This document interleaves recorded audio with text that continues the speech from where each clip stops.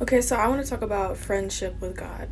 I want to share what I've learned about it. The spirit of religion is the one thing that tears down and belittles the empowerment of friendship in terms of connectivity with God. Friendship with God is not so different from the friendships that we share with one another. We usually begin our interactions with each other with conversations, and then if all goes well, we form a friendship. And then if that goes well, we dive deeper into experiencing a sense of oneness with Him. It's the same thing with God.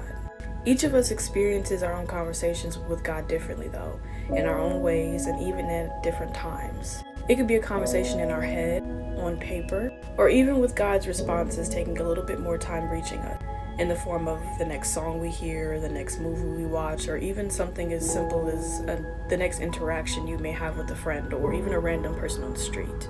Once we become clear that we are always in conversation with God, it is in that we can move into friendship, and then it is in that we can have communion with God.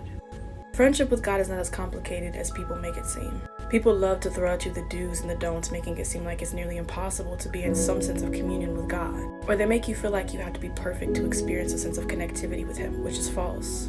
However, though, the things we do are a pure representation of our salvation, so we shouldn't go out and do crazy things or take advantage of God's love and grace.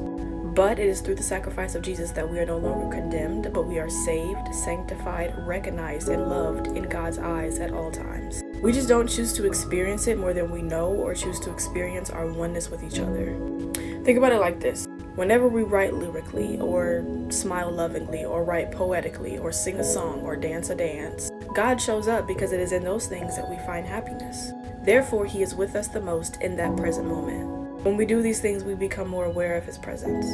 When we smile, or sing, or write, or dance from our heart, this is the highest version of who He is. He's not just the creator, but He shows Himself through creativity.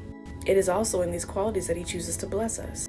That's why everybody consumes different talents or things that they're good at. Like me, for instance. I've always been very big on loving people, and that's a quality that God has given me. So that way, when people experience my form of love, they get to experience God's love, because God's love dwells within me. That's what it means to be in communion and relationship with God. To know that it is deeper than just your right and wrongdoings. But your foundation of love is built off of who He is and what access you allow Him to have to you in terms of building the foundation of His love in your heart, if that makes sense. When people experience us, they shouldn't just be experiencing our quality, but they should be experiencing the qualities of God and His power working within us every day. We are the vessel of God's love and character. We should be the thing that brings people closer to God. He does this because no matter what, in our deepest moments of love, whether with another person or with a talent we have, we are closer to Him. He's always with us, but it's in these moments that we can be more aware of Him, only if we're willing.